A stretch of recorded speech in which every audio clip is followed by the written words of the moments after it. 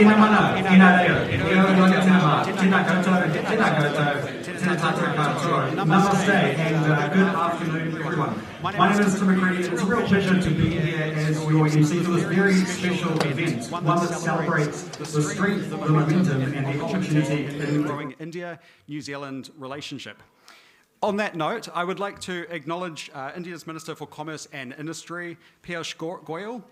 It has been 14 years since an Indian Minister of Commerce last visited New Zealand, and so that makes today's milestone quite significant, and so it's great to have the Minister with us here today.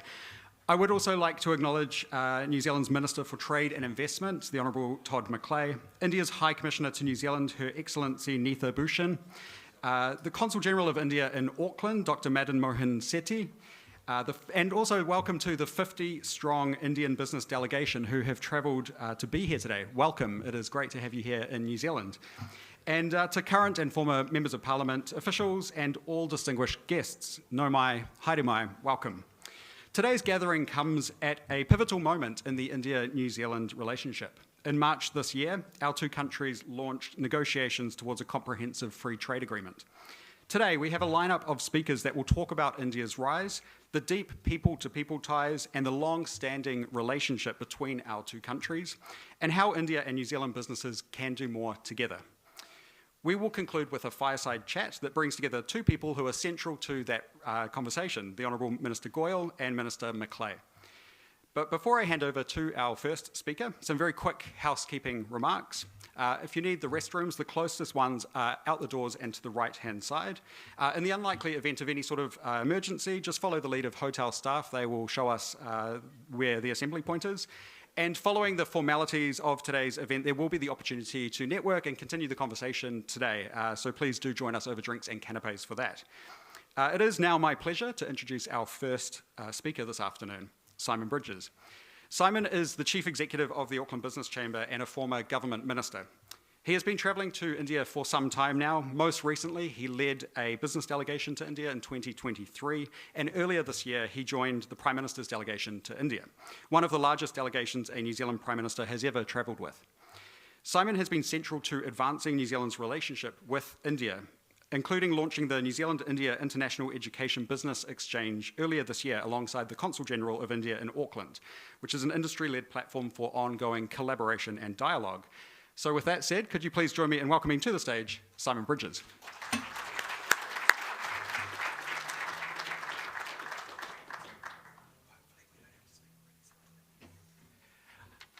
Well, thanks so much, Tim. Namaste. Good afternoon, ladies and gentlemen. It's great to see such a big crowd here for this auspicious event, to welcome and to welcome you to this special audience with our very special guest, Indian Minister of Commerce and Industry, the Honourable Piyush Goyal, and this Indian-New Zealand Business Forum. I want to acknowledge the Honourable Piyush Goyal and also, of course, our Minister, the Honourable Todd McClay, who I personally know has been a very firm and long friend of India. I also want to acknowledge Her Excellency, the High Commissioner of India in New Zealand, Neetha Bhushan. I know Her Excellency's term as High Commissioner is soon at an end, and is right to note what a beneficial difference, what a great difference she's made in elevating relations between our nations, culminating in one of the biggest years in the relationship, possibly ever, this year, 2025. I know this afternoon isn't goodbye to Neetha, but it is a fitting event to recognise her as she nears the end of her time in our country. I hope that, Neetha, you've enjoyed it as much as we have enjoyed having you here. I also want to acknowledge our excellent and relatively new Consul General of India based here in Auckland, Madan Mohan Sethi. Like Your Excellency, you have brought great energy and vision to the role, and also a commercial edge, which, might I add, is very exciting. Today, we've got a capacity crowd and great New Zealand business people here, including many who are proudly Indian Kiwis or Kiwi Indians. It's terrific to see you all. But of course, Our other very special guests are a contingent of 50 or so Indian business people who are part of the Federation of India Chambers of Commerce and Industry, the Confederation of Indian Industry, and the Associated Chambers of Commerce and Industry of India. In the group, there are top technologists, educationalists, and folk from agribusiness, energy, healthcare, tourism, construction, infrastructure, and much, much more. Welcome. We are delighted you are here, and I'm looking forward to hearing from your distinguished leaders very soon. You don't need much from me right now. Can I just finish with 2 or 3 very brief remarks? Firstly, the Auckland Business Chamber is 170 years old next year, and the largest chamber of commerce in New Zealand. We're really proud to bring you this special forum with our friends at the India New Zealand Business Council, Edwin. I'm really looking forward in a little while to chatting with our honourable ministers about our respective economies, international trade, wider India-New Zealand relations, and I think the great personal relationship that they've have formed, which is all to the good of the relationship, and I acknowledge them here right now.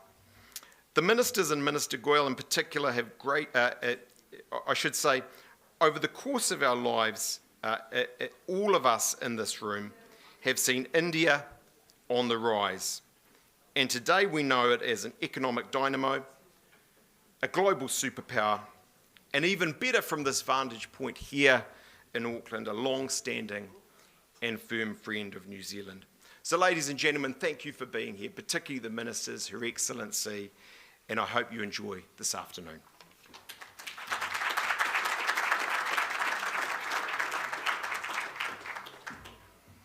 Great, thank you very much, Simon, and I'll just reiterate that by welcoming our distinguished guests.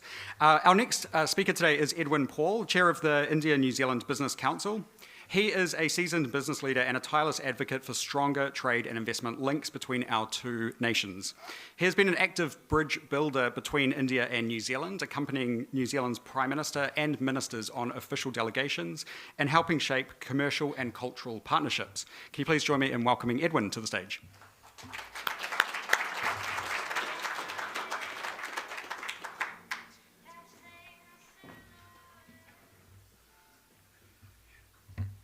I had a nice speech prepared, but Simon took all my talking points. But I guess with no speakers this evening, you'll probably hear the same themes being reported. So I just wanted to give you an alert on that. But other than that, namaste, good afternoon. Welcome, ladies and gentlemen. My name is Edwin Paul. I'm the chair of INZBC, the India-New Zealand Business Council, the proud co-host of this event along with the Auckland Business Chamber. It's my honor and privilege to acknowledge and welcome the Honourable Minister for Commerce and Industry, Government of India, Shri Piyush Goyal, our own New Zealand Minister for Agriculture, Forestry, Trade and Investment, Honourable Todd Macleay, Her Excellency Neeta Bhushanji, High Commissioner of India for New Zealand, His Excellency Dr. Madan Mohan Sethi, Counsel General for India and Auckland, Simon Bridges, CEO of Auckland Business Chamber, Honourable Members of Parliament, past and present from India and New Zealand. I also want to acknowledge, sorry it's a long list, I also want to acknowledge our guests from FICCI, CI and ASSOCHAM, our peer organizations in India. I'd like to also acknowledge members of the Indian delegation who've come as part of these organizations, and some Kiwi businesses who've traveled. I know a few who've come in from Christchurch, from Wellington, just to make it to this event. So I thank you all.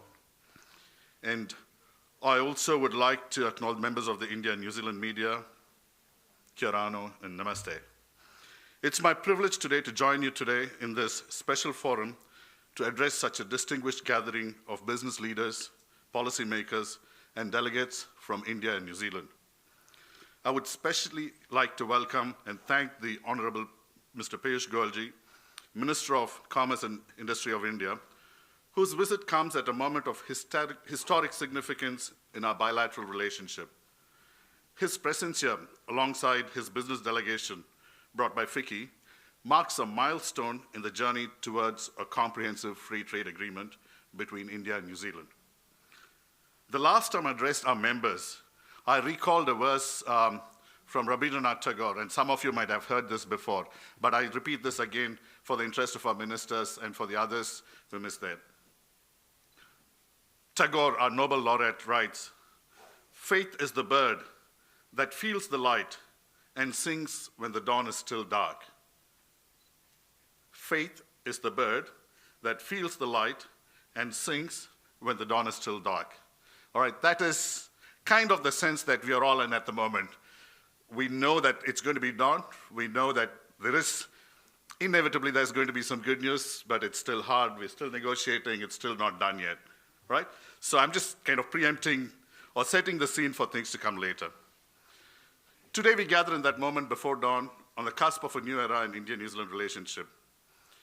India and New Zealand, as you know, share a deep and enduring relationship rooted in shared democratic values, membership of the Commonwealth, principles of rule of law, open governance, and without saying, a common love for the game of cricket.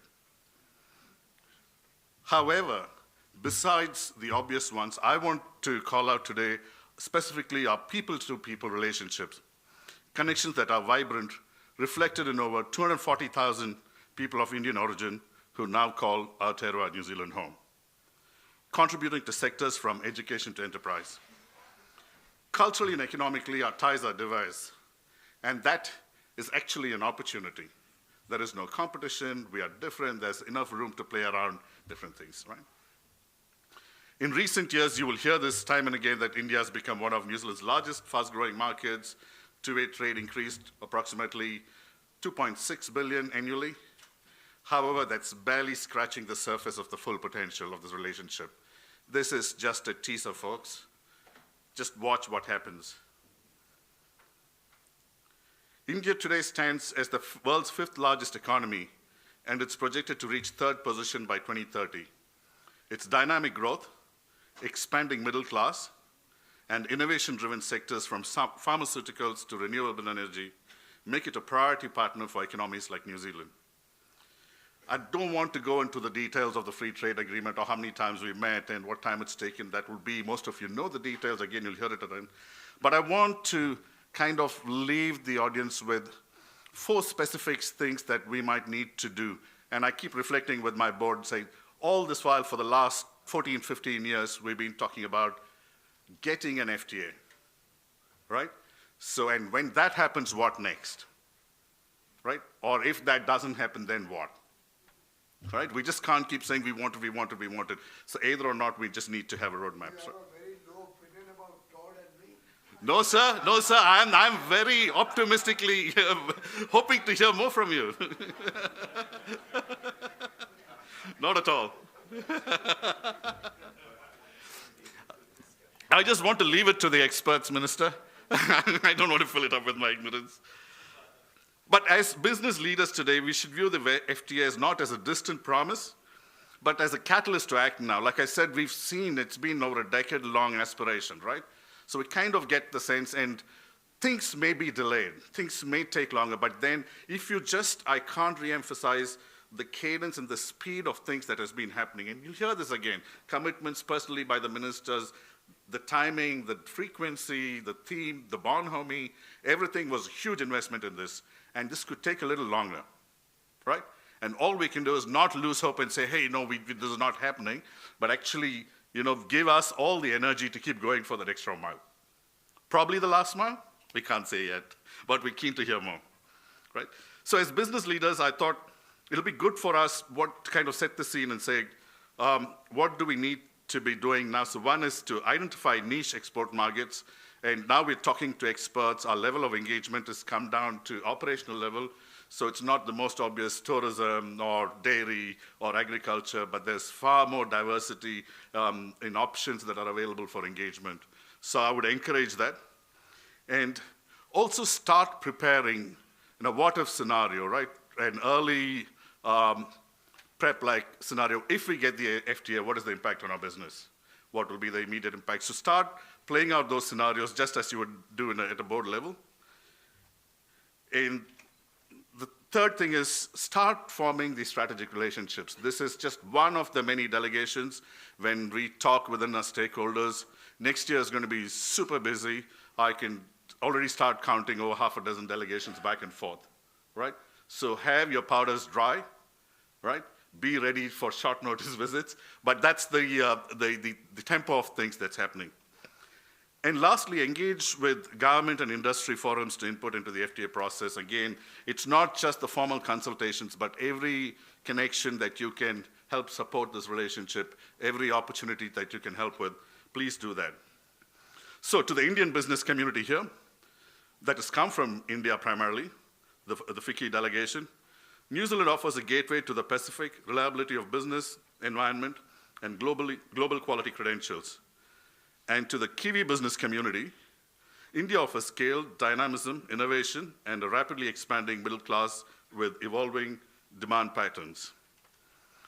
And when I talk to people who I help get into the India market, I kind of emphasize that one clear message. In India, most often, the opportunity is the challenge. Right, I can break it down into, and when we talked about business market entry strategies, there's not just one opportunity. There's multiple ways a business can enter India. So it's not like what, so go with that, the scale, the size, the diversity would be the challenges, so be prepared for that. Our challenge and our opportunity is to move from bilateral trade of goods and transactional relationships to co-creating ecosystems, joint R&D, co-manufacture, second-tier services, and deeper supply chain integration. Today, I call on each of you here to make the India-New Zealand partnership real in your own domain. Whatever industry you are, ask, how can I work with my counterpart in India or New Zealand to unlock value, not just export-sale transaction, but co-innovation, co-investment, and potential joint ventures. I also urge our respective governments and business councils to maintain momentum in the FTA discussions, and for the private sector to be active participants in shaping the outcomes. In closing, I commend the Auckland Business Chamber and the India-New Zealand Business Council for stepping up to this occasion and putting up this great event. And let us commit to this, making this year ahead not just one of hope, but one of concrete business deals, investment flows, joint projects, and deeper trust between our two great nations. To that effect, I'd like to conclude with one of the great words of wisdom and leadership of Lord Krishna to Arjuna in the Bhagavad Gita, where the epitome of yoga is explained. It says, let us commit ourselves fully to the purposeful action, for it is sincere effort that defines true outcome. Thank you.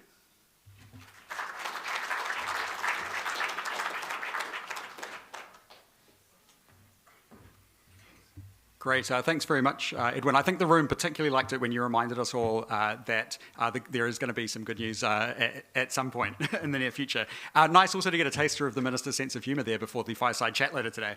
Our next speaker, Ganesh Ramani, has been with Tata Consultancy Services for more than 20 years, representing the company in India and Australia, and now serves as country head for New Zealand. He is speaking here today as a member of the Federation of Indian Chambers of Commerce and Industry, a non-government, not-for-profit body that serves as a voice for India business and industry. Can you please welcome Ganesh Ramani?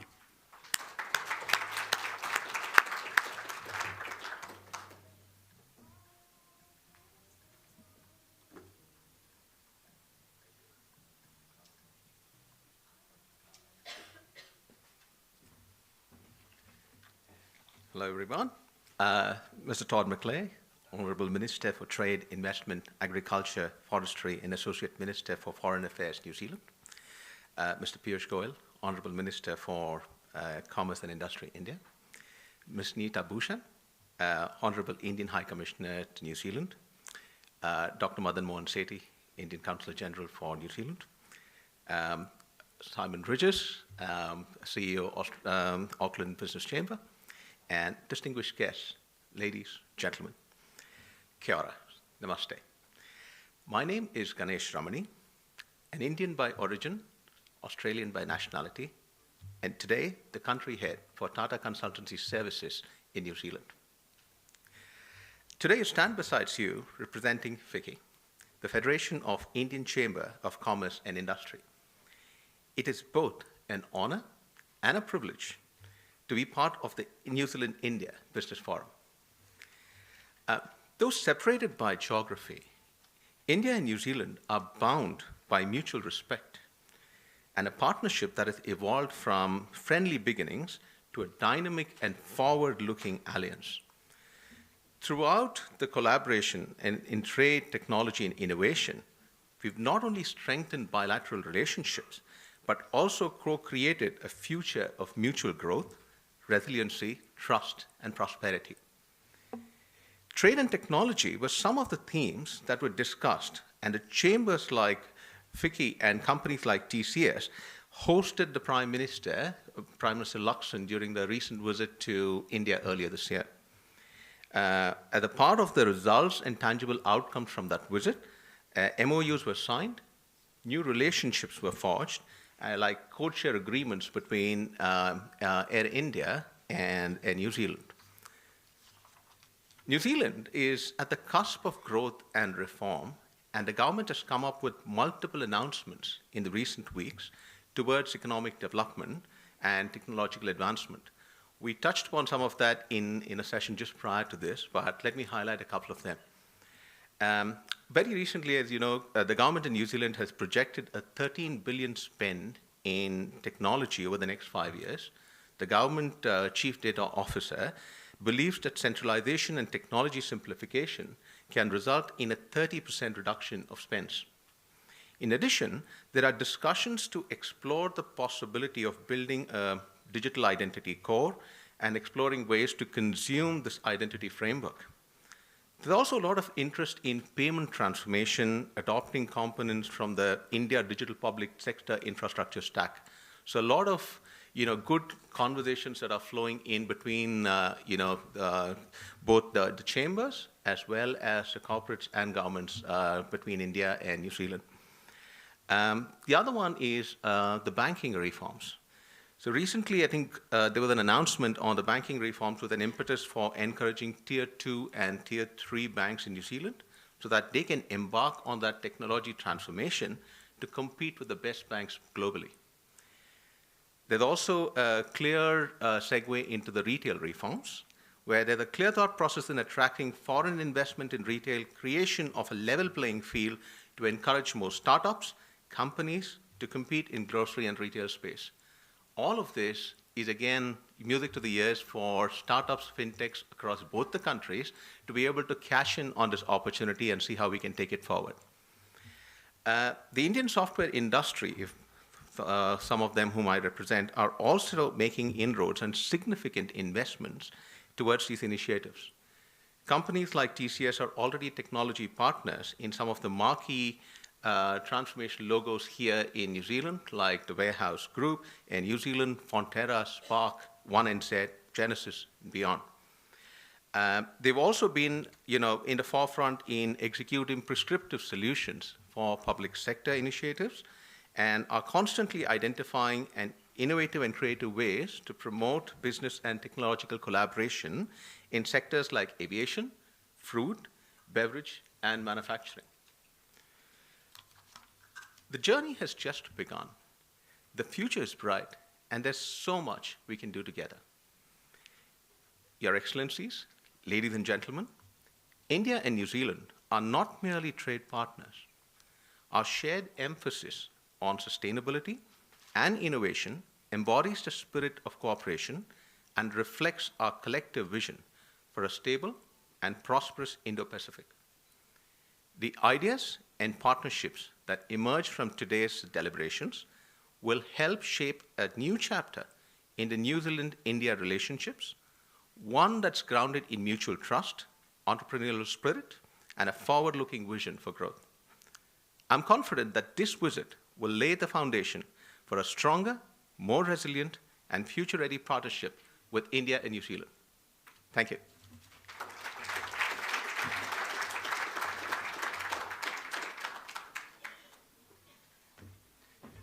Right, thank you very much, Ganesh, and for touching on some of those sectors that we will be hearing more about very soon. Our next speaker joins us from the Confederation of Indian Industry, a non-government, not-for-profit, industry-led body with a membership of nearly 10,000 companies across the public and private sectors. It plays a vital role in bringing together business, government, and community to drive India's economic growth and open up new opportunities for collaboration. Could you please welcome Mr. Bhardwaj to the stage?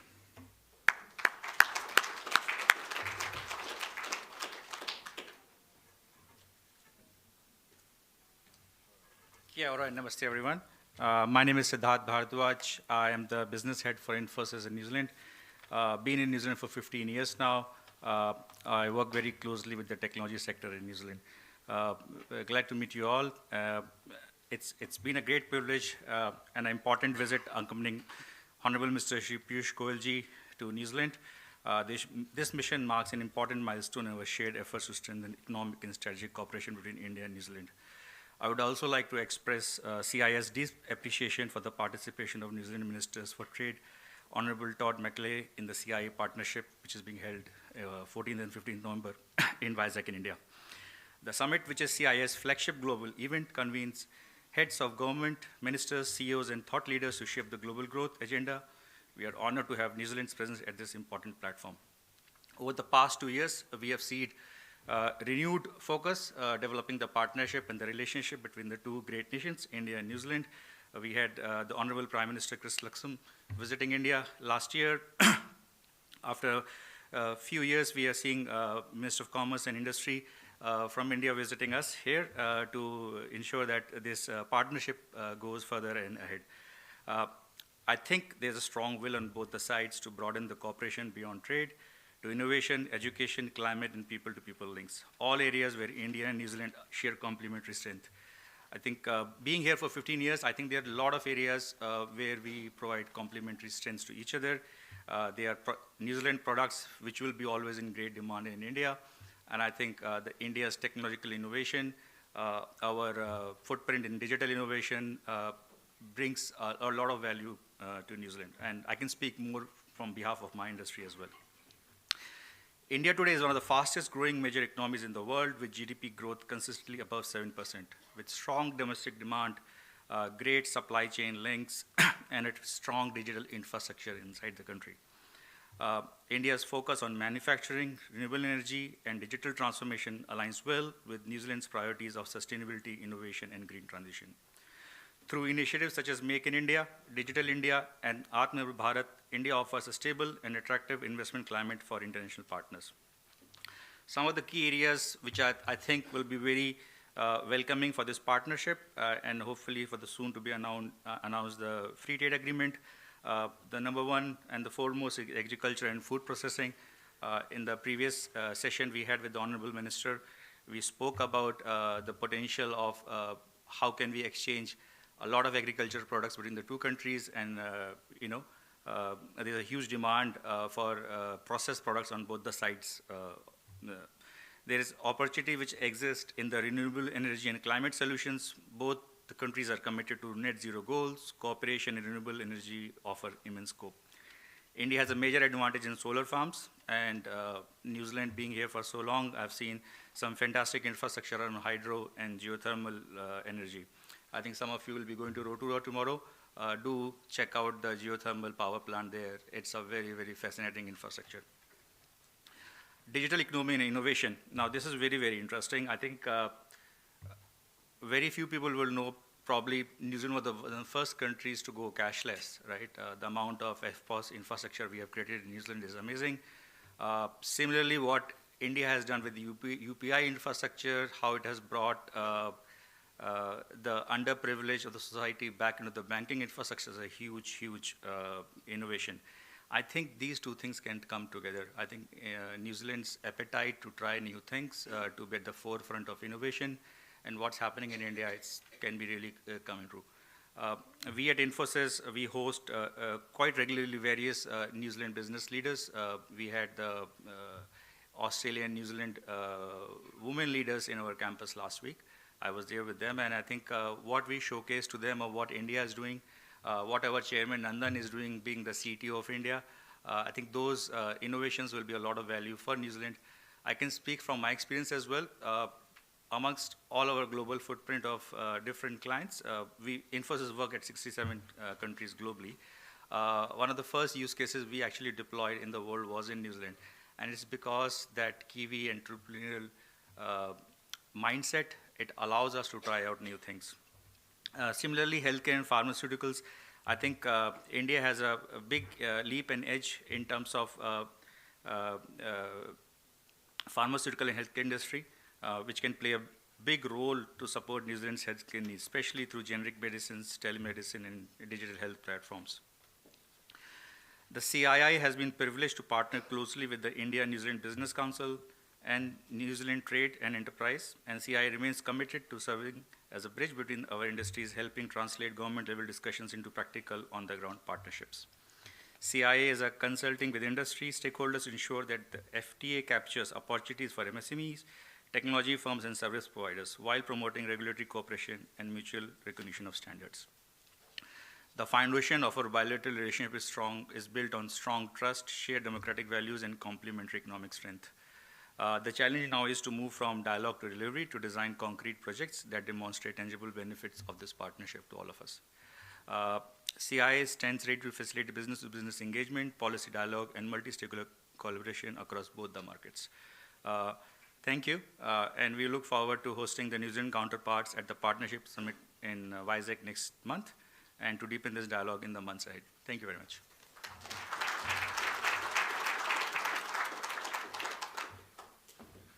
Great. Thank you very much, Siddharth. It's really exciting to hear about all of the opportunities that are ahead of us. To tell us more about some of those, our next speaker is Dr. Paramjit Singh Makhani, who is a prominent business leader with extensive experience across entrepreneurship, finance, and innovation.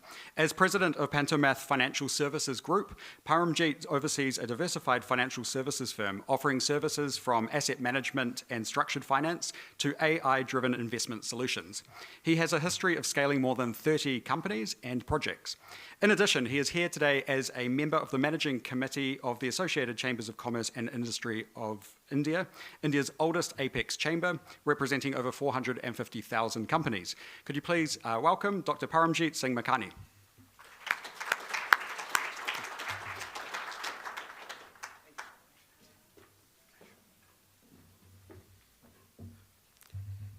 Very good evening, Honorable Excellencies, dignitaries, ladies and gentlemen. It is indeed a great honor and privilege to be part of the Indian business delegation under the leadership of our visionary, none other than Minister of Commerce and Industry of India, Shri Piyush Goyal ji. This is Dr. Paramjit Singh Makhani from Pantomath Financial Services Group. I serve as Director for Global Operations and the CEO. We are India's largest mid-market investment bank, and we cater to over $11 billion under asset management. Today, I do not stand here representing financial services or just the investment community of India. I have the pleasure of representing India and ASSOCHAM, the Associated Chambers of Industry and Commerce of India, a national chamber with a proud legacy of over 105 years of championing Indian business interests at home and abroad. The India-New Zealand Free Trade Agreement, relaunched in March 2025, marks an important milestone in our shared journey. It sets the stage for a deeper and more dynamic partnership in trade, investment, and innovation between our two nations. On behalf of the Indian industry and ASSOCHAM, I extend heartfelt appreciation to our Honorable Minister for his vision, leadership, and tireless commitment to strengthening India's trade and investment relations globally. This year, the Honorable Minister has left no stone unturned in expanding India's global footprint, negotiating modern, forward-looking FTAs with key partners and setting the stage for India's growth story, and anchored in self-reliance, resilience, and inclusive development.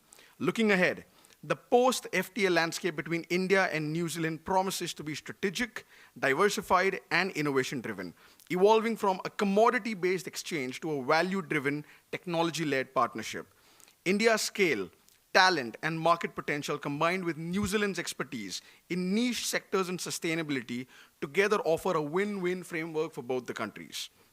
As we move forward, ASSOCHAM remains fully committed to serving as a bridge between policy and enterprise, ensuring that the India-New Zealand FTA translates from a formal agreement into tangible business growth, investment flows, and innovation partnerships. Through sustained institutional engagement, knowledge sharing, and a B2B facilitation, ASSOCHAM will continue to play an active role in shaping the next phase of India-New Zealand economic relations. With such a strong leadership, I know we're not just fixing yesterday's problem with tomorrow's FTAs, but solving tomorrow's problem with a partnership that starts today. I wish all the representatives from administration, business, and investment community a very, very all the best. Thank you so much. Cheers.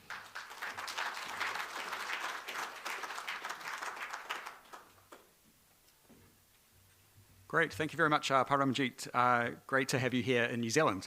It is now my pleasure to introduce our final speaker ahead of our fireside conversation. Her Excellency Neetha Bhushan is High Commissioner of India to New Zealand. She joined the Indian Foreign Service in 1994 and has served in diplomatic postings across Japan, Bangladesh, Germany, the UAE, and the United States. She is also accredited to Niue, Cook Islands, Vanuatu, Samoa, and is the first female High Commissioner of India to New Zealand. Throughout her distinguished career, she has been recognized for her leadership in advancing India's global partnerships and strengthening economic and cultural connections across regions. Could you please join me in welcoming Her Excellency Neetha Bhushan?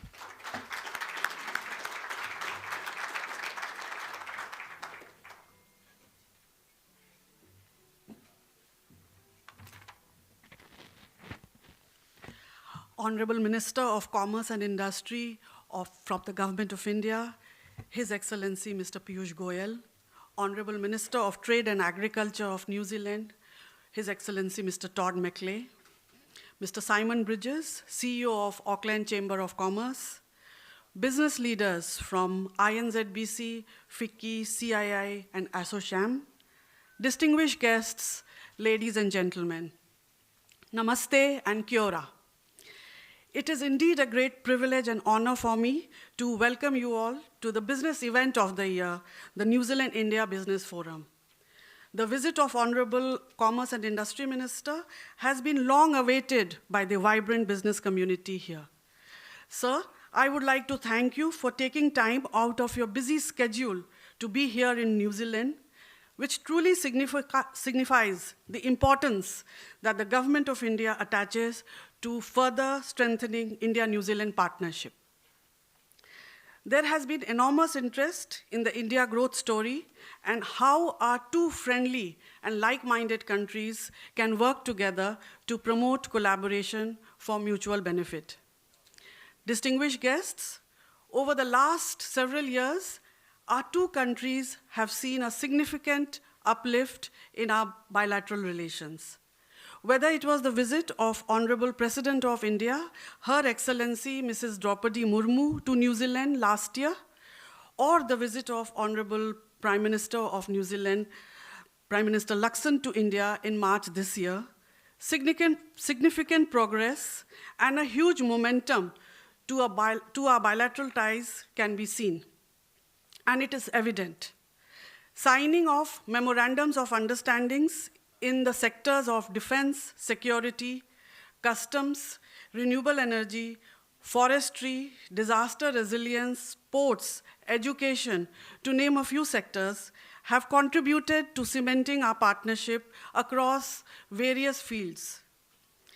The opening of the Consulate General of India in Auckland last year also is a clear reflection of India's desire to not just increase its diplomatic footprint in New Zealand, but engage more with the business hub here in Auckland. The signal that direct flights are being considered have been met by great cheer, and the recent launch of commemoration of 100 years of sporting ties between our two countries is yet another milestone towards achieving the full potential of our bilateral relations.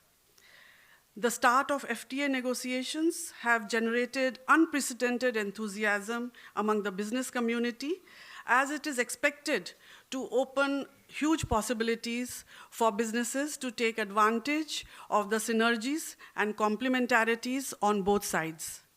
In my 3 years here, I have seen that India has been consistently on the minds of the leaders and the businesses as the preferred destination for trade and investment.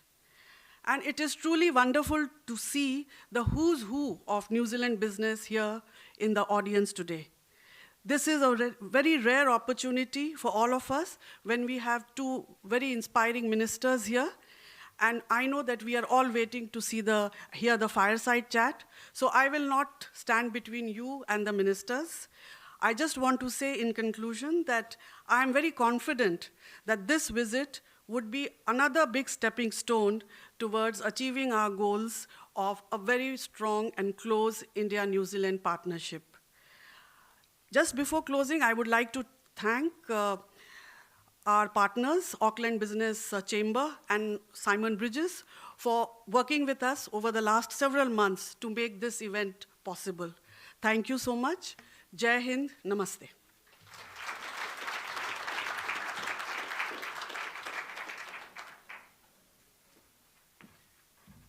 Great, thank you very much, High Commissioner.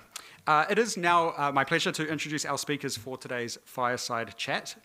First, the Honourable Piyush Goyal, India's Minister of Commerce and Industry. Minister Goyal is a senior cabinet leader in the Modi government and has overseen multiple key portfolios, driving reforms in trade, energy and infrastructure. He has a distinguished background in both the public service and in finance, and his vision plays a key role in shaping India's engagement with the global community. And we've already seen a little bit of his sense of humour. In preparation for today's event, I watched the Economic Times Startup Awards that were held just a couple of days over in India, during which the minister was asked on stage, "You're overseeing so many international trade agreements. When is the big one coming?" To which he replied, "You mean the one with New Zealand?" And yeah. And that is not the response he got from that audience, which laughed, because that was not the answer that they were expecting, but we love to hear it. Great to have you here, Minister. Joining Minister Goyal on stage will be the Honourable Todd McClay, New Zealand's Minister for Trade and Investment. Minister McClay has been a driving force behind the relationship in growing the relationship between New Zealand and India, regularly meeting with Minister Goyal and leading multiple delegations to strengthen ties across trade and investment. The deepening relationship has seen an unprecedented level of engagement over the last 2 years, which has been a top priority of this government. So much so that Minister McClay received the inaugural Friend of India Award at the Kiwi Indian Hall of Fame last year, recognising his sustained efforts to advance economic cooperation and progress the free trade agreement. Can you please join me in welcoming Minister Goyal, Minister McClay, along with Simon Bridges to the stage, who will moderate this conversation.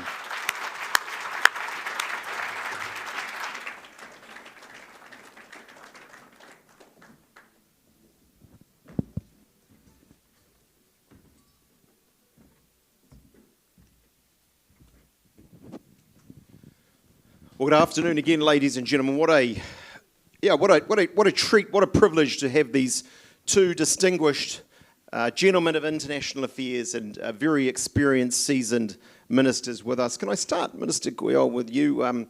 I know this is your first official visit to New Zealand. Quickly, is it your first visit in any capacity to New Zealand, or have you been here before?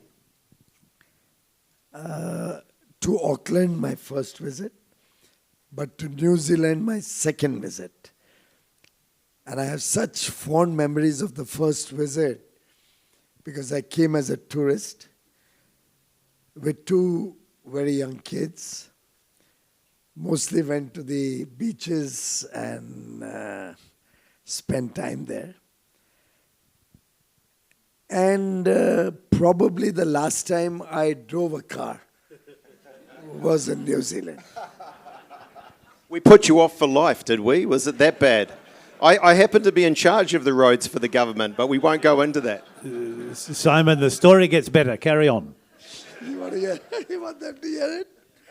Okay, so I used to normally not drive too much, but everybody insisted, and internationally I'd never driven before.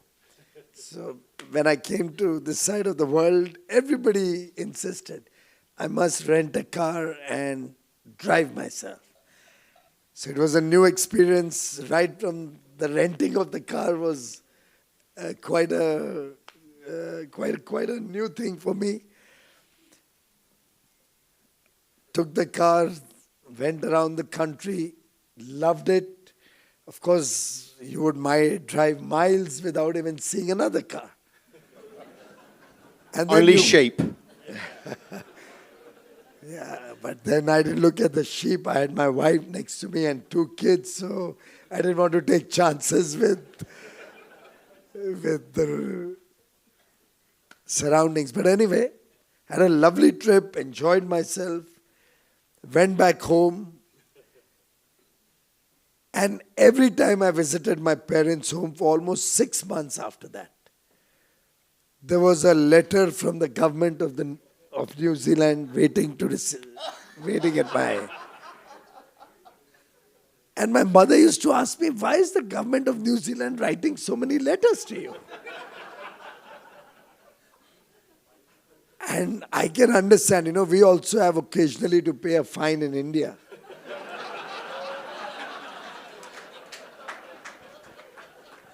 Sadly, my passport still had my parents' home address on it. But the worst was yet to come.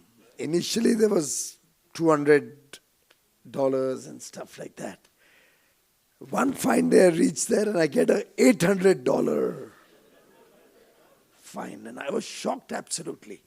So I tried to make inquiries and I found that the faster you go, the fine keeps increasing. Is it still like that? And how can you blame us for it? The roads are built to drive fast. Fantastic. And, You know what? and Simon, our negotiators are upstairs right now. If we land the free trade agreement, I've promised the Minister of Transport will refund your fines.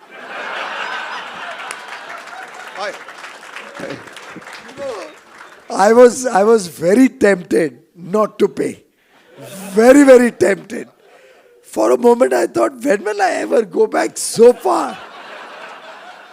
But just imagine if I had not paid those fines and when I landed here today and I was not allowed entry to your country. I've done a few of these. That was not the answer I was expecting. I tell you, I just say, you sign the FTA with dairy included right now, we wipe the fees, it's fine. Minister Macleay, if I've got this wrong, blame my researchers. I have a vague sense, though, you 2 gentlemen tomorrow are off to Rotorua. That's his hometown. It's a very nice place. You'll notice it smells different. I understand. I have a sense you are doing something special. You are cooking a home-cooked meal. I know from experience you are a very good chef. Is this true? If it is, what's on the menu? Well, it's for others to judge whether I'm a good cook or not, so thank you so much. But look, P.S., welcome to New Zealand with your delegation. I think it is 18 years since a Commerce Minister from India has come to New Zealand, so we're very grateful you've come all this way down here, and you promised, I think, on my first meeting with you, the government had been formed for only weeks, and I jumped on a plane and went to India, and we had an opportunity to meet, and I invited P.S. down, and he promised he would come. I told him it was very, very close, because when we arrived there, when we had the meeting, a magnificent office with a view of the city, he took me outside and pointed the buildings out, and he said to me, when did you arrive? And I said, well, we got here this morning. We've flown straight through to get here, so many hours. And he said, when are you going home? And I said, well, I'm leaving soon. I'm going straight home. And he said, but New Zealand is such a very, very long way away. And I said, well, you're right, but we have a budget on at the moment. And I made a commitment before the election at a very large conference with the New Zealand Indian business community. This hotel, almost 1,000 people there, that I would visit India within the first 3 months, and the Prime Minister gave me permission. And so what I've decided to do in one of the many visits there, Piyush welcomed me to his city and to his home, so we're going to Rotorua tomorrow to look at some of the sites, to do a lot of work, but largely to engage with the New Zealand Indian community. 300,000 Indians call New Zealand home, our 3rd largest ethnic group. You're not meeting all of them in Rotorua, but we're going to meet as many of them as we can. Fantastic. Typical politician, didn't answer my question. That's okay. I mean, we are, ladies and gentlemen, we're going to get a bit more serious. It's not all jokes. I'm interested, gentlemen, you are very experienced ministers. You've ministered 6 years in your current roles. Minister Macleay, it's your second time around, and things are always better the second time. You now have met each other on the international stage, on the circuit, how many times? Probably 8 or 9 times. And Even more. And I'm offering you, I'm trying to get the mood music for the trade deal right here. I'm offering you the chance to say nice things about each other. What Minister Goyal and Minister Macleay, what is each other's style, working style on the international stage in those forums? You want to go first? I'll take the last word. You go first. Well, I think I must share with you that Minister Todd Macleay is so lovable, so affable, that almost all the trade ministers get along very well with him. He's extremely kind, extremely courteous, and always willing to offer solutions and bridge the gap when we are all engaged in some very serious discussions or negotiations. I find Todd is always willing to come up with some nice, simple way to get everybody on the same page. So in that sense, it's always a pleasure to have him around when we are on international engagements. When we are alone with each other, I think he's too sweet. No rough edges, very, very polite. I have not heard him raise his voice even once, and I can't say the same about myself. And truly a delight. One would almost feel from the day we first met, we just hit it off very, very smoothly.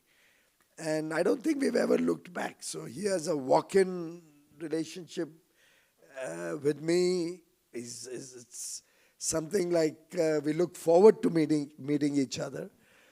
And that's what set the tone. Otherwise, I don't know if some of you may be knowing, India and New Zealand attempted to do a free trade agreement 20 years ago, 25 years ago, but could not succeed. This time around, right from the word go, both of us decided that we'll look at this relationship completely afresh. We won't go into the old files, we won't go into the old disagreements. And the beauty about the current round of discussions is we both recognize and respect each other's country's sensitivities. Every country has certain sensitivities. For example, wherever I go in the world, wherever, I love to carry a little bites, a little snack, Indian snack, so that anytime I'm a little in the mood for something spicy or something crunchy, I just have to get into my bag, open it, and I'll have maybe, I don't know how many of you know about Indian snacks, but one or the other Indian snack with me. My assistant has been on my back ever since the New Zealand trip was planned, because they all know that I'll have these snacks. You're not carrying anything into this. Well, you've already got in trouble with the authorities once, Minister. Don't do it again. So I don't know how much I have left behind in Singapore on the way. And the rest I left behind at the airport. And in India, wasting food is considered completely taboo. And it was painful to see those delicious knickknacks being left behind before I came in. But that's only to demonstrate. We both agreed that we'll look at this relationship respecting each other's sensitivities and coming up with solutions which are a win-win to make this partnership go to the next level. In life, it's not always that you can get everything you want. And every relationship has to be seen in the context of each other's, of the possibilities of that relationship. So what I do with European Union, for example, a $20 trillion economy, or what I do with the 10-nation ASEAN group, collectively a very large population, a very large economy overall in the aggregate, cannot become a benchmark for what I will be able to do with New Zealand. Size, scale, all of those have to be taken into consideration.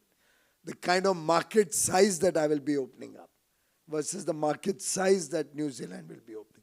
So we both set the context, and the good part was that I found in him a very understanding person, oriented to having, with the long experience he's had in international world, in Brussels, as a minister now for so long, probably 13, 14 years. So I think it's so easy to be able to communicate and get an understanding of the situation that probably this time around we can do it. Wonderful. That was pretty good. So what have you got, sweetie? Well, look, thank you so much. It's so very gracious of you. I've got to say, from our first meeting, I was struck by the focus and drive and determination, but much, much more than that, the energy. Let me tell you a little story about when I visited just the end of last year, actually. We went up there again for another very quick one-day trip. I think in total I've been to India 5 times now, and I'm there Thursday next week as well. Piesh has invited me to come and speak to an international trade convention, and we have a trade mission from New Zealand, from the forestry and wood sector, going up to look for opportunities to create long-term partnerships with partners in India. But when we visited last year, the end of last year, I met Piesh in his parliamentary office in Parliament, because he was elected to Parliament last year and continued as a minister.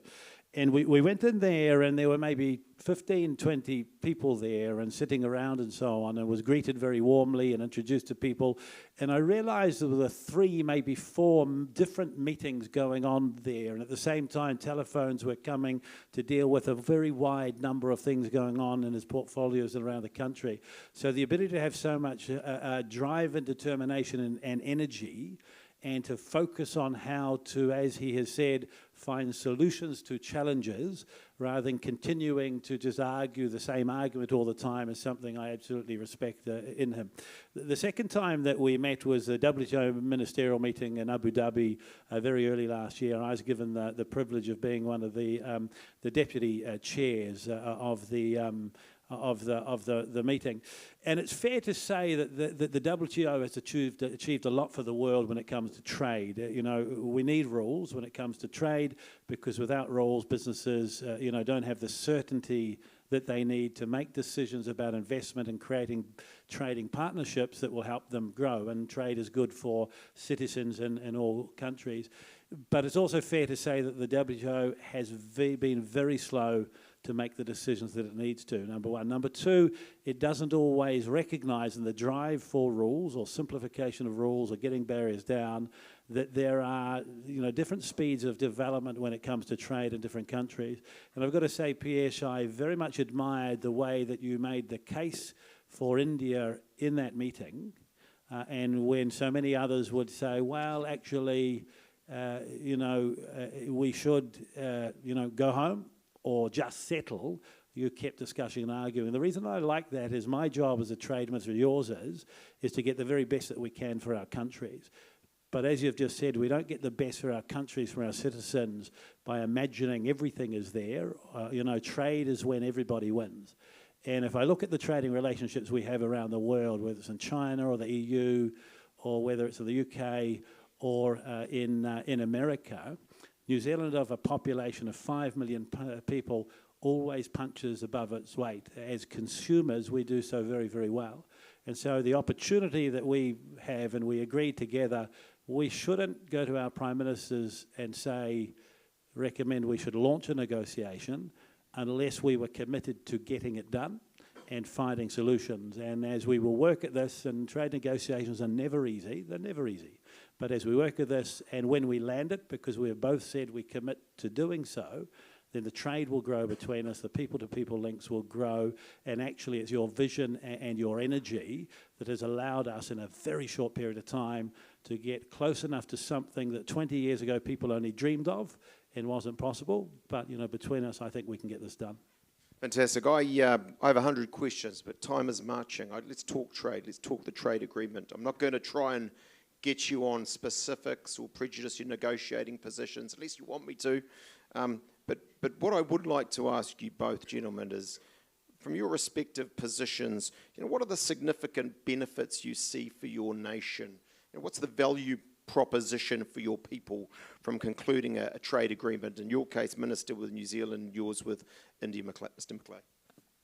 Thank you, Simon. That's a very fair comment. In the first place, and just before I came here, I was sitting with the delegation from India. And by the way, this is the largest delegation ever to come to New Zealand, or possibly even this part of the world. 43 business persons have come in with me. And I was sharing with them that one should always be in an exploratory mode for new opportunities, new territories, new partners, new friends.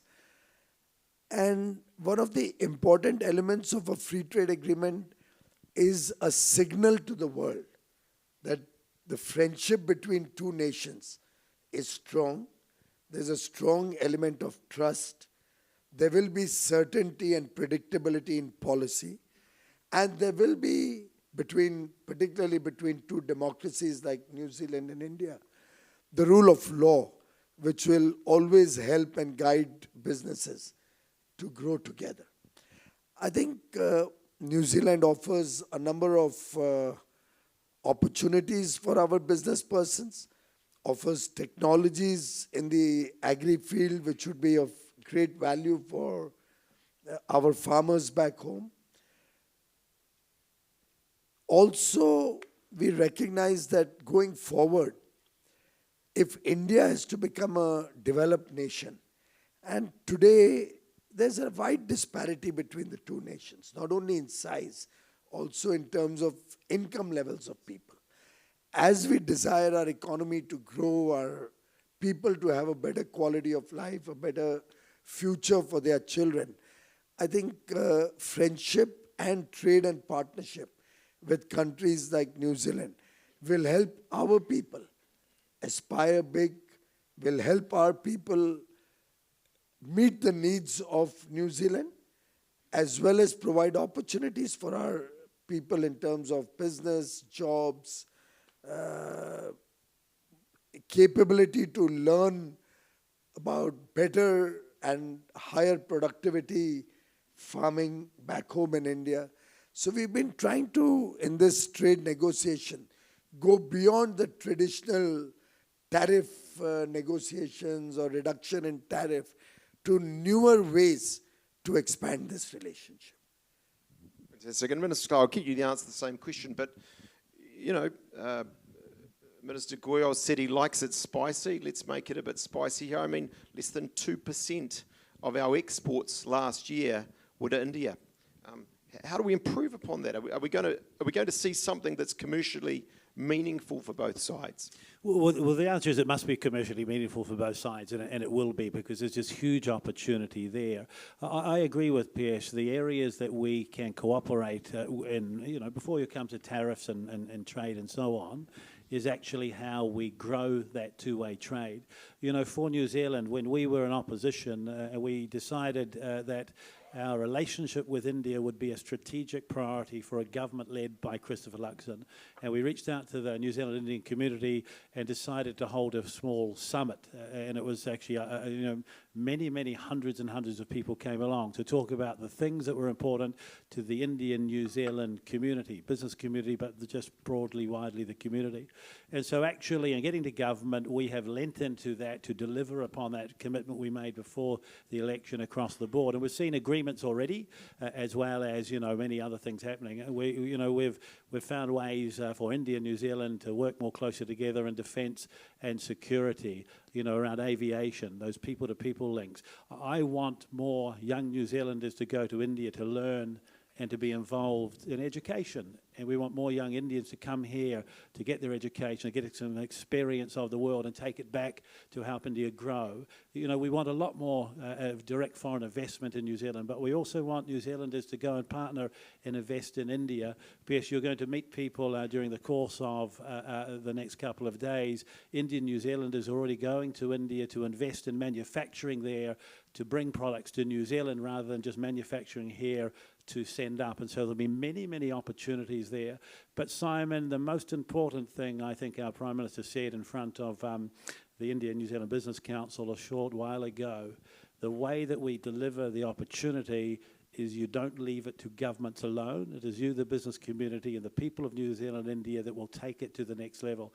Our job is to get something that gives you the framework to build upon, and we're working very, very hard at that, and we've committed to getting it done and not giving up until it's done properly, which means you don't have to rush. But guess what? We're not going to take too much time either. But then we have to empower the business community, the people of New Zealand and India to come together, and we have to get those direct flights between India and New Zealand.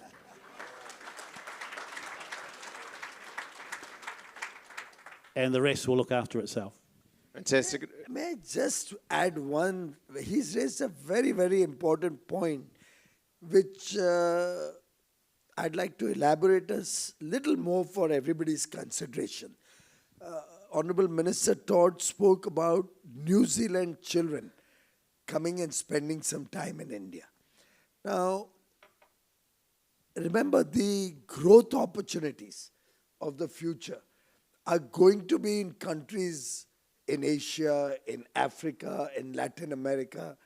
These are the areas where there's a more youthful population, where there's need and desire. Desire everybody has, but the need to grow is so much that there's fire in the belly of those youngsters there. But they don't get, or did not over the years get the same opportunities that many of you got. But if you have to grow your economy, you will have to work in collaboration with these regions. And living in, let's say, a country like India, somebody from New Zealand does a dual degree between a college in India and a college in New Zealand. And during the course of that, he spends 6 months or a year in Mumbai, in Delhi, in Pune, in Bangalore. He will get a feel of the culture. He will see the palpable excitement in the air. He will see the areas that these countries require. He will understand what could be opportunities. After all, if he spends 6 months or a year, he'll be going around the place. His mind is sharp. He'll be able to observe the opportunities. And that will grow business. That will grow the people-to-people relationship. That will open the eyes of our Indian young men and women when they interact with a New Zealander there to possibly tourism. I mean, look at what wonderful work you've done on coastal tourism. I came all the way from India for that. To, where was that, Queenstown? By the way, I also went as far deep as Dunedin. Well, look, I'm sorry. I mean, you know, it's no. We fully agree. You make some great points. I think, you know, we have a sense now that, you know, your top education institutions are amongst the best in the world, in fact. And I just want to acknowledge some good points you've made there. I liked what our MC said. You know, you were asked and you got a good laugh. You know, you're most important. You said the New Zealand EU FTA. I sadly find that a little hard to believe. But what I do want to ask you is, we're so small. Is there nevertheless, putting the trade aspect to one side, is there a strategic, is there a geopolitical aspect to this trade deal for you as Indians? Well, we both got independence in the same year, 1947. We're both vibrant democracies. In fact, we also share the legacy of having come out of British rule and have been developing our economies. Of course, my constituency, just the one constituency that I represent out of 543 in India, has 60% of the population that you have over here. So there is huge difference in size and scale. But there's a huge convergence in thinking and commitment to democracy, commitment to the principles of brotherhood, commitment to sustainability. So in that sense, this is a relationship which has tremendous potential. Leave aside the size. Collectively, we are big, right? The important thing is intent. The important thing is whether the small population of New Zealand can benefit from the large market in India. Simultaneously, whether the large set of people in India can benefit from some of the innovations that you have done in New Zealand, some of the new practices that you are following in New Zealand. And just imagine, suppose you have a smart way of doing your kiwi farming. Now here, you probably have very large farms, you're able to get very high productivity. Whereas in India, we would have very small farms. An average farm in India is 2 acres, 1.5 acres. Most would be even less smaller than that. In that situation, if some of your technologies from here were to come to India and help our orange growers with some similarity in the citrus fruit, you could actually contribute to something which is very human also. The small farmers, small incomes, very almost sustainable level of sustainable incomes, barely sustaining their lifestyle. Sustenance farming is what you'll see in India, not commercial farming. Now, these technologies there can play a significant role. So it's not just about trade or immediate import-export. It's about also what you will be adding to human development over there. Similarly, you are an important maritime nation.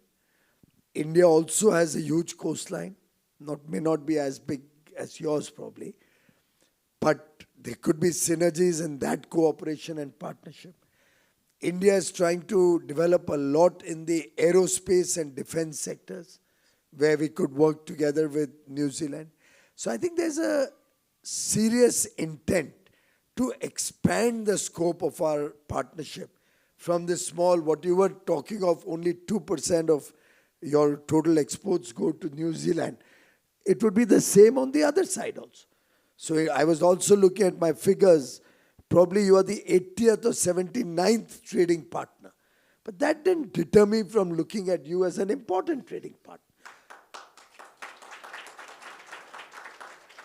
Also because it's so small, the delta of opportunity becomes large. If we look at it from that perspective, probably the growth we can achieve together, both sides, can also be large because the small base gives us an opportunity to grow manifold. So I think, and I must say, of course, the two leaders, Honorable Prime Minister Lakson and Prime Minister Modi, really went on, got together and became very close. And he's a very, very informal young Prime Minister. And I think I see tremendous potential also in the geopolitical partnership that is sought to be built between New Zealand and India. Great words. And Minister Macleay, briefly from you, where does an India-New Zealand free trade agreement sit in your priorities? Well, it's the number one priority we have. We said that the relationship with India would be a strategic priority, and that trade, of course, would be part of that. And it really is because when countries trade with each other, people grow the relationship that we need them to. And I agree absolutely with Piesh and everything that he said. And so, you know, we've put a lot of effort in both sides, the two governments. You've seen Piesh visit now with the largest ever business delegation to New Zealand. When our Prime Minister went down in March of this year, it's the largest business delegation we've ever taken anywhere in the world. You know, we celebrated the success of that with the launch of the negotiations. And so we're committed to continue to work at this. Just to follow on, opportunity is what we decide to make of it. You know, as a small nation, we have often traded more, bought more, than our relative size would suggest. With the US, we buy almost $8 billion worth of goods every year, services more. If you take another, large trading relationship we have, New Zealand through a free trade agreement with China. When that agreement was signed 20 years ago, there was a few $1 billion worth of two-way trade. It is now over $40 billion, and we buy almost $20 billion from more than 1 billion people, 5 million here. But that is actually just not buying consumable goods. It is buying things that actually jointly have value added to them that are sent out to the rest of the world. And so that's the real opportunity that we have to share through a high-quality free trade agreement, that the businesses of India and the businesses of New Zealand will find ways to grow wealth, to innovate, to find solutions to the challenges that the world face and are willing to pay for, that actually today we can't even imagine. This trade agreement is not about today or tomorrow or the next year. It's about the next 20 years and how much we achieve together. Fantastic. We're going to bring this plane, I think it's an Air India plane, into land very shortly. But I want to ask you both a couple more, hopefully brief questions. I mean, one is, I liked what you said, Minister Piyush Goyal, a lot that's different about our country. There's actually a lot in common. We try not to talk too much about the cricket, but, that comes from our backgrounds, our cultures, our Commonwealth history. By the way, I love... The Indians have done something amazing. Even Americans like cricket today, right? I mean, this is unbelievable. But outside of the economic, which we've focused on rightly, what else should we be doing together? Is it sport? Is it movies? Is it defence? Is it, you've talked education exchanges? Maybe just give us one thing you think is an area of focus that could be very exciting for our two great, albeit very different nations. Maybe take rugby to India? You have kabaddi. We have kabaddi. By the way, the Indian women's cricket team, just 2 days back, Sunday, won the World Cup final. And it only goes to show that our women folk are coming out of the traditional being in the background. And of course, we have a High Commissioner also here now. The whole negotiating team, I think, is led by ladies, the team from India. So it's a new world there. But one area which always fascinated me and where I think there's a huge scope for expanding this relationship, and I'm not going to test it on myself because he's threatened that if we don't conclude a good deal, he's going to make me do bungee jumping. But not for me, but for the rest of the Indians. We could take a lot of these sports to India, a lot of potential on tourism, water sports, helping us in evolving what makes for a good tourist destination would be something that will be great for India to learn from New Zealand. Great stuff. And Todd? Well, look, Simon, I agree completely. And so ultimately, the real opportunity is to continue to take the relationship to the next level. We should continue to challenge ourselves and to do so very, very much more. Our negotiators have been working very, very hard. I think they're now in the 5th round of formal negotiation. I see one of our most senior and respected journalists in the room, Fran O'Sullivan. Fran, I can't remember a time when there were 5 formal rounds of any trade negotiation in less than 12 months. And so the desire on the part of the two governments... He's telling you to put that in your next column, Fran, okay? The desire of the two governments to work as hard as we can to give opportunity, equal opportunity to the business community, but the citizens, because businesses are about people. The desire and the commitment is there, and it's evident, it's obvious. Simon, I think that actually, though, it's the many other things that happened. When the Prime Minister was in India, there were 33 agreements signed, government to government or between the business communities.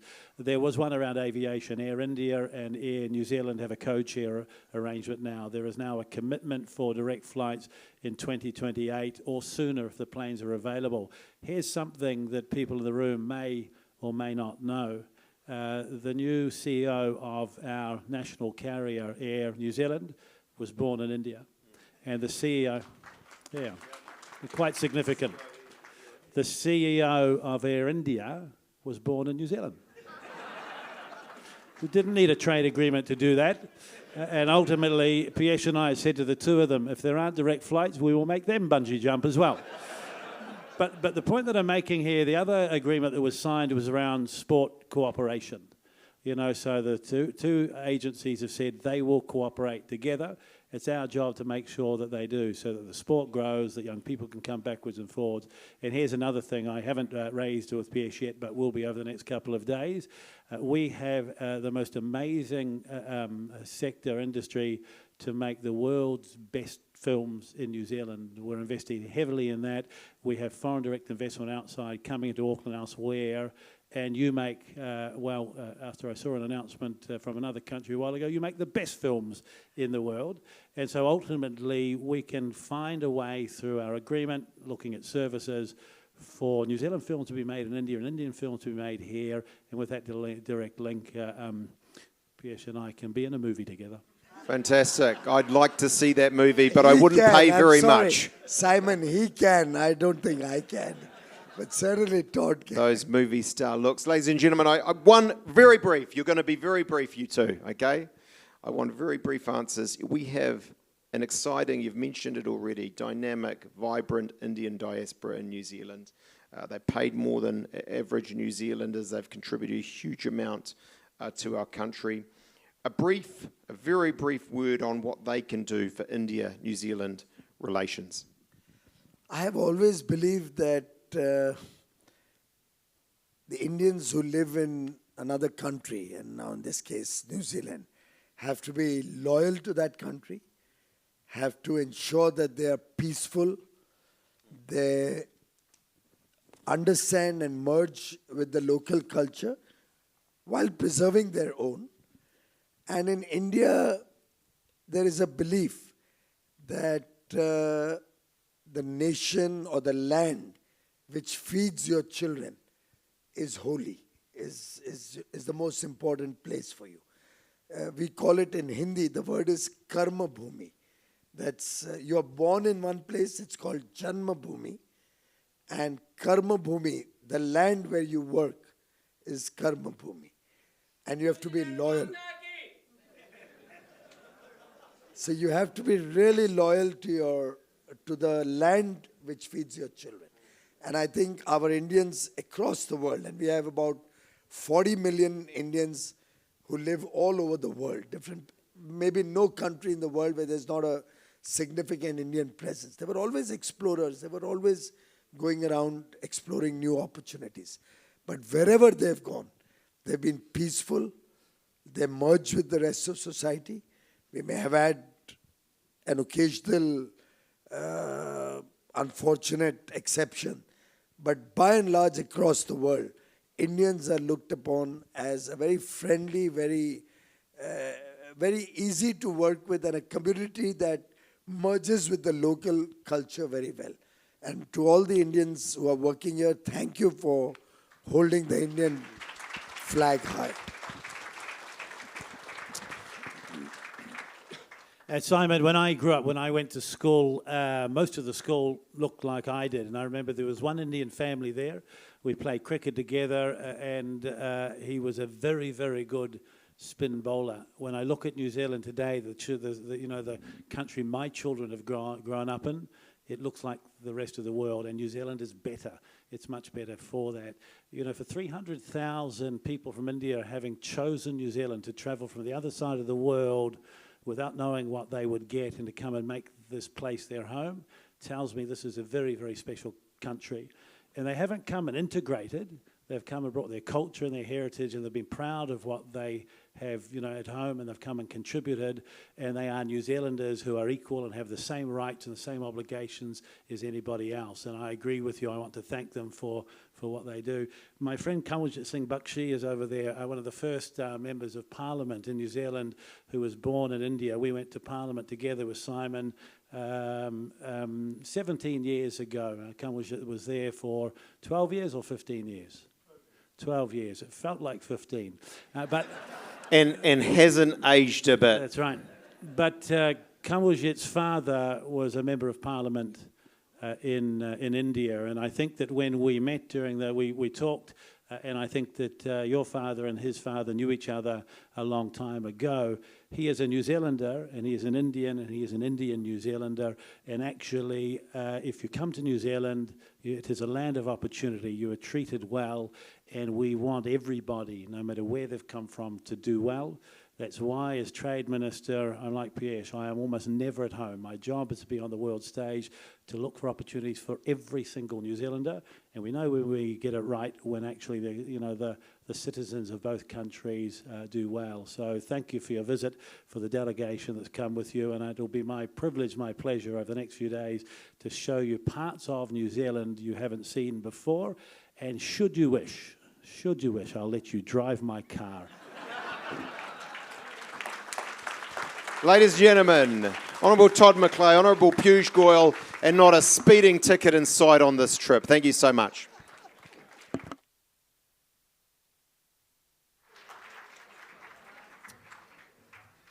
Great. Thank you very much, Minister Goyal, Minister McClay, and Simon. I think what we've heard just now really captures the energy and the optimism in this relationship, respecting sensitivities but working hard to make it happen. Thank you all very much for your participation in today's event, for your continued commitment to strengthening the New Zealand-India relationship. What I'm going to ask is for all of the speakers from today, everyone that spoke today, could you please come up to the stage for a group photo? For everybody else, we have networking, drinks and canapes out in the pre-function area. So please make your way out there and grab something to eat and drink and continue the conversation. Nō reira, tēnā koutou, tēnā tātou katoa.